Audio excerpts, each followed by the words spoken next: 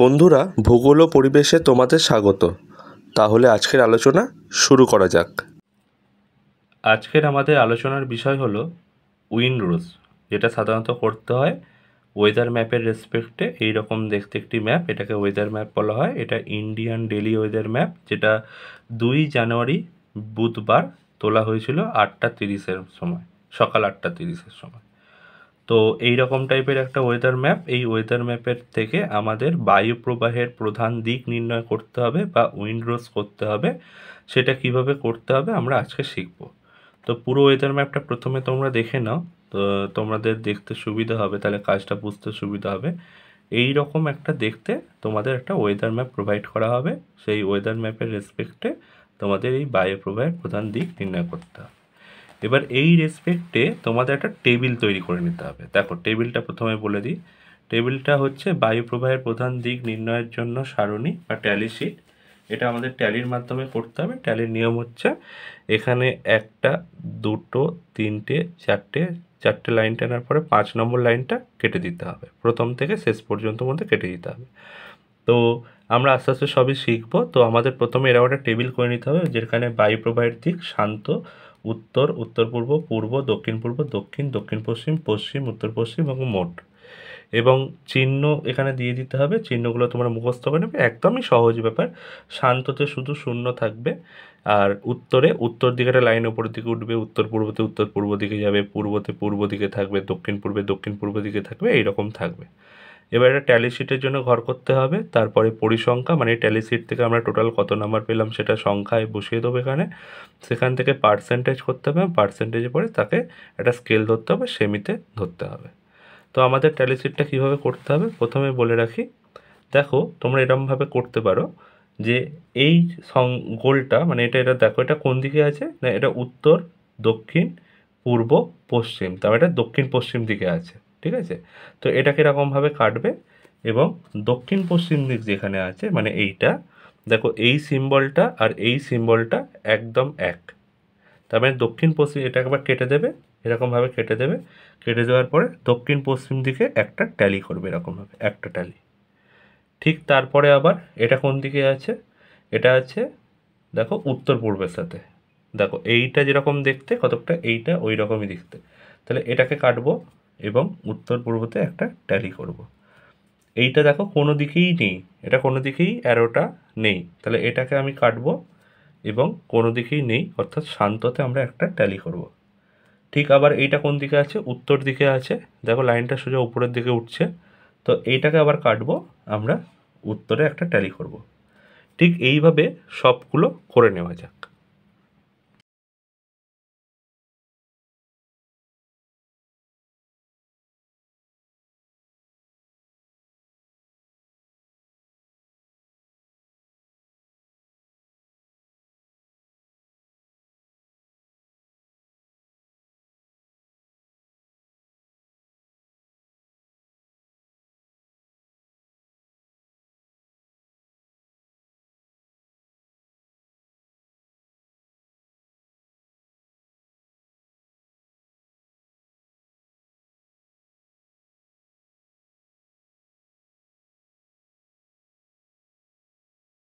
দেখো বন্ধুরা, আমরা ট্যালি করে ফেলেছি। আমরা এখানে 1, 2, 3, 4, 5, 5, 5, 25 এবং 26, 27 লিখেছি। 5 এবং 3, 8, 3, 5, 15, 3, 3, 2, 3, 1 এবং 9, 5 আর 4, 9 এরকম করে লিখে ফেলেছি। এবারে আমরা এটার মোট বার করব। কি করব? মোট বার করার জন্য ক্যালকুলেটর নেব। 27 plus 8 plus 15 plus 3 plus 3 plus 2 plus 3 plus 1 plus 9 equal to দেব 71। তাহলে আমরা এখানে জাস্ট 71 কথাটা লিখে দেব, এটুকুই কাজ। এরকম করে আমরা ট্যালি থেকে পরিসংখ্যাটা বার করে ফেললাম, কিছুই না, সিম্পল ব্যাপার একদম। এবারে আমরা কি করব? এফ মানে পরিসংখ্যার পার্সেন্টেজ বার করব। তো এবার দেখে নেওয়া যাক কীভাবে পার্সেন্টেজটা নির্ণয় করা যায়। এক্ষেত্রে আমরা ছোট্ট একটা এক্সাম্পল দেবো। কীরকম? আমরা এক্সাম্পল ফর এফ প্যাকেটে পার্সেন্টেজ ভ্যালু, এরমভাবে লিখলাম। এবার লিখব 71 ইউনিট রিপ্রেজেন্টেটেড সিম্বল দেব 100%। একে কত 100 ডিভাইডেড বাই 71%। এবার 27-এর রেসপেক্টে লিখছি, তাহলে 27 ইউনিটে কত 100 ইন্টু 27 বাই 71%। এবার কী করব, ক্যালকুলেটর নেব। আমরা এখানে করলাম 100 লিখলাম ইন্টু 27 ইকুয়াল টু দেব ডিভাইডেড বাই 71 দেব, 71 দেব। তাই 38.02 বা 01, 38.028 মানে 01।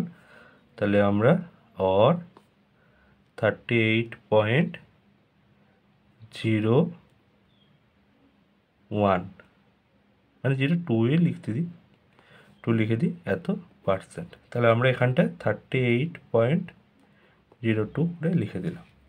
এটার ক্যালকুলেটরে একটা ফর্মুলা আছে, কিভাবে করব।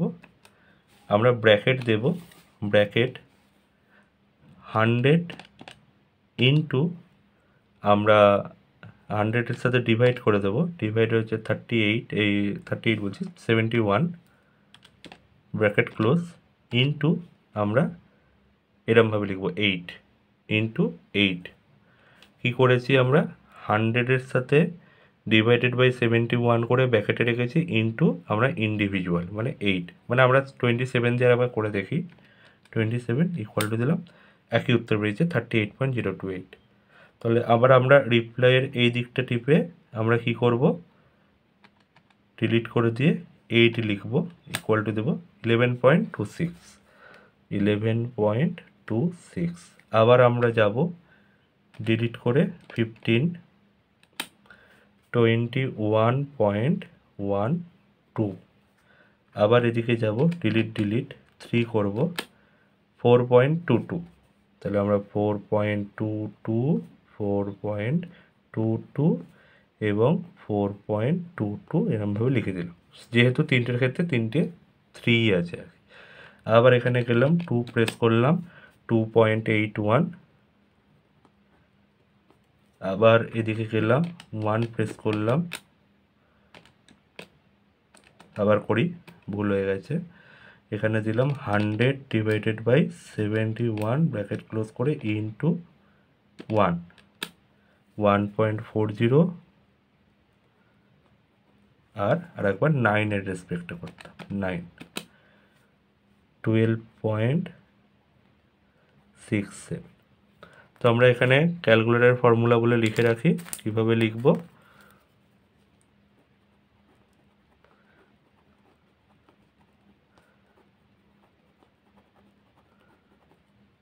এটা কিন্তু আমরা পরীক্ষার খাতায় করব না, এটা প্র্যাকটিস পারপাসের জন্য লিখে রাখছি। Bracket 100 divided by 71 bracket close into 27 equal to answer. যেহেতু আমাদের 27 নাম্বার ভ্যালুটা বারবার চেঞ্জ হবে, সেই জন্য এটাকে আমরা কালার করে রাখবো নিজেদের বোঝার সুবিধার্থের জন্য, জাস্ট একটু কালার করে রাখবো, ব্যাস। এবার এখান থেকেই আমরা এই সমস্ত ভ্যালুগুলো পেয়ে গেছি। এবারে আমাদের স্কেল ধরার নিয়ম, স্কেল কীভাবে ধরবো সেটা দেখে নেওয়া যাক। আমরা এক্সাম্পল ফর স্কেল লিখব, example for scale of f in semi, এরকমভাবে লিখলাম। এর ফর্মুলাটা হচ্ছে কীরকম না, মোট পরিমাণ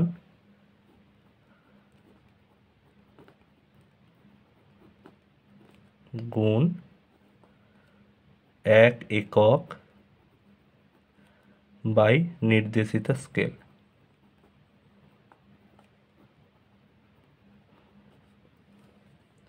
এবারে আমরা এইটার ক্ষেত্রে মানে ক্লাম অর্থাৎ শান্তর ক্ষেত্রে, মানে এই যে শান্ত এটার ক্ষেত্রে কিন্তু কোনো স্কেল ধরবো না, আমরা যা ধরবো এইখান থেকে ধরবো। তাহলে মোট পরিমাণ হচ্ছে 11.26 ইন্টু 1 একক মানে হচ্ছে 1 সেমি বাই নির্দেশিত স্কেল আমরা কিভাবে নির্ণয় করব। আমরা এটা প্রত্যেকটার জন্য সহজ একটা উপায় বার করছি। কীরকম? এর মধ্যে যতই ম্যাক্সিমাম ভ্যালু থাক, সেই ম্যাক্সিমাম ভ্যালু যেমন এক্ষেত্রে 21.12, তো 21.12 আছে, একে ডিভাইডেড বাই আমরা 5 সর্বদা করে দেবো। 4.224 আসছে, তার নির্দেশিত স্কেল আমাদের এই 4 ধরে নেব আমরা, মানে যাই ম্যাক্সিমাম ভ্যালু থাকুক তাকে সর্বদা 5 দিয়ে ভাগ করব, ভাগ করলে যে ভ্যালুটা বেরোবে সেটাকে রাউন্ড আপে, দশমিকের আগে রাউন্ড আপে যে সংখ্যাটা আছে সেই রাউন্ড আপে 4 ধরে নেব। তাহলে 4%। তাহলে এবারে কি হচ্ছে ক্যালকুলেটারে, 11.26 into 1 equal to divided by 4, তাহলে 2.815। তাহলে এখানে উত্তর বেরোলো 2.8।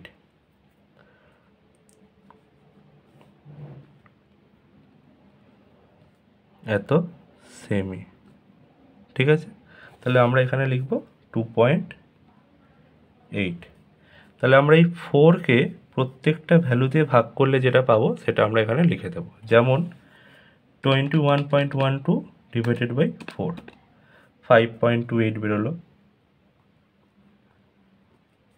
আবার 4.22 ডিভাইডেড বাই 4, 1.05, এটাও 1.05, এটাও 1.05 বেরোলো। 2.81 divided by 4, 0.70, 1.40 divided by 4, 0.35, and 12.67 divided by 4, 3.16। ঠিক আছে, এরকমভাবে আমরা সবকটা বার করে নিলাম। তাহলে এখানে একটা ছোট্ট কথা লিখে দেব আমরা, এই সূত্র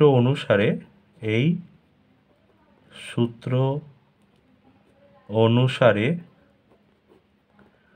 কি করলাম না, প্রতিটি দিকের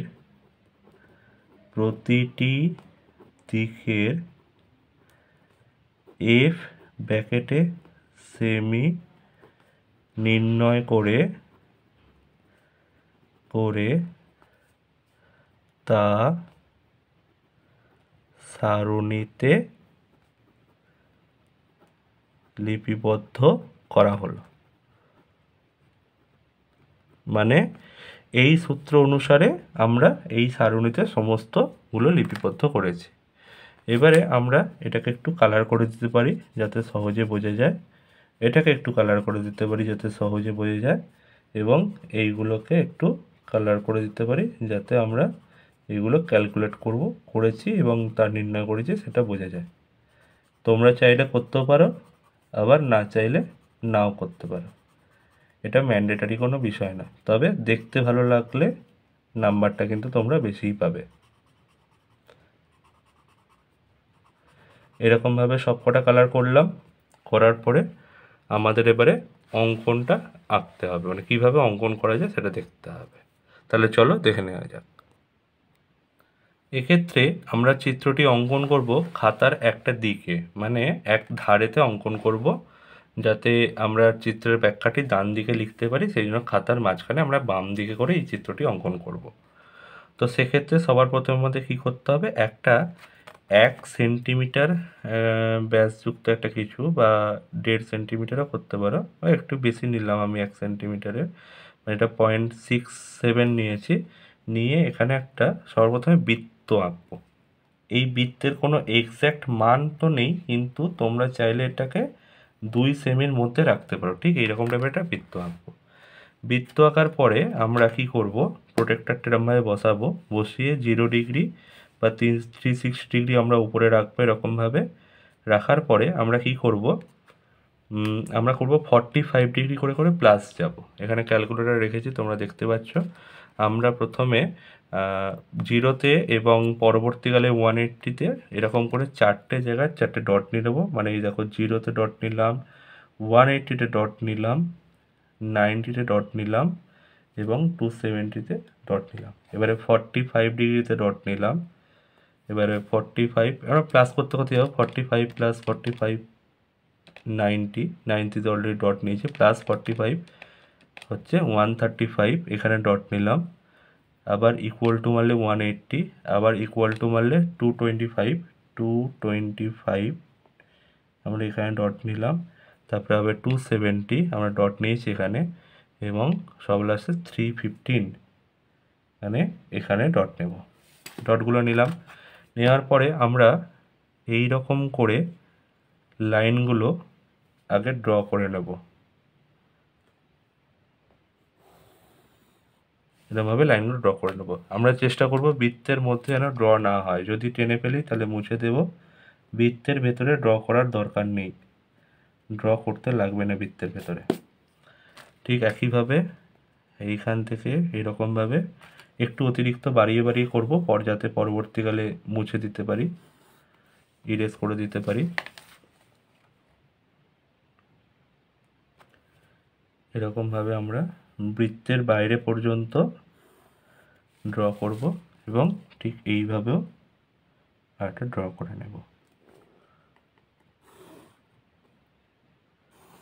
ঠিক এইভাবে তাহলে আমরা পেলাম উত্তর, উত্তর পূর্ব, পূর্ব, দক্ষিণ পূর্ব, দক্ষিণ, দক্ষিণ পশ্চিম, পশ্চিম, উত্তর পশ্চিম, চারটে 8টা দিক আমরা পেয়ে গেলাম।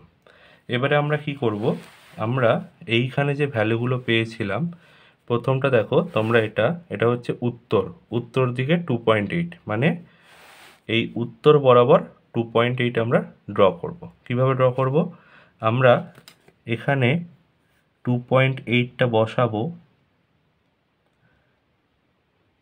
এই যে 2.8 বসিয়ে আমরা জাস্ট এখানে একটা ডট নিয়ে নেবো, আর কিছুই না। আমরা এরমভাবে 0 থেকেও এখানে বসাতে পারি। বৃত্তের গাটায় 0 এবং এখানে 2.8-এ মার্ক করব। তারপরেরটা আছে দেখো 5.8, মানে উত্তর পূর্ব হচ্ছে 5.28, মানে 5.3। আমরা এই বৃত্তের গায়েতে 0 বসাবো। 0 বসিয়ে এই রেখা বরাবর 5.28 মানে 3 একটা ডট নেব, ঠিক এইভাবে 5.3 দিয়ে আমরা কি করব, এই ডটগুলোকে ডিসকন্টিনিউয়াস স্ট্রেট লাইনে যোগ করব, মানে ড্যাশ ড্যাশ লাইন, এরকম এরকম করে।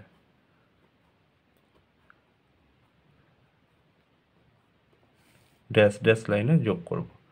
ঠিক তারপরেরটা আছে কত, 1.05, মানে 1.1, ঠিক এটাকেও আমরা এইভাবে করব, এরকম করে বসাবো। বসানোর পরে আমরা যেমন ড্যাশ ড্যাশ লাইনে ড্র করে দেবো। তাহলে চলো বাকিগুলো করে নেওয়া যাক।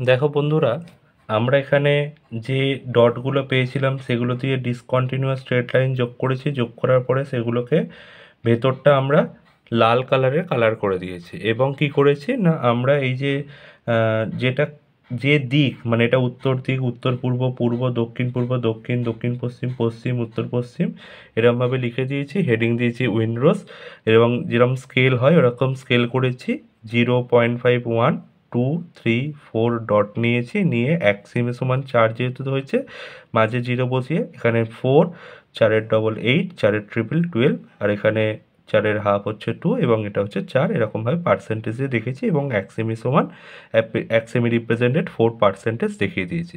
এইরকমভাবে তোমরা করে নেবে, করে একটা বক্স করে দেবে, ব্যাস ড্রয়িংটা কমপ্লিট হয়ে যাবে। এবারে আমাদের চিত্রের ব্যাখ্যা লিখতে হবে। চলো বন্ধুরা চিত্রের ব্যাখ্যা লিখে নেওয়া যাক। চিত্রের ব্যাখ্যাটি আমাদের সম্পন্ন হয়েছে।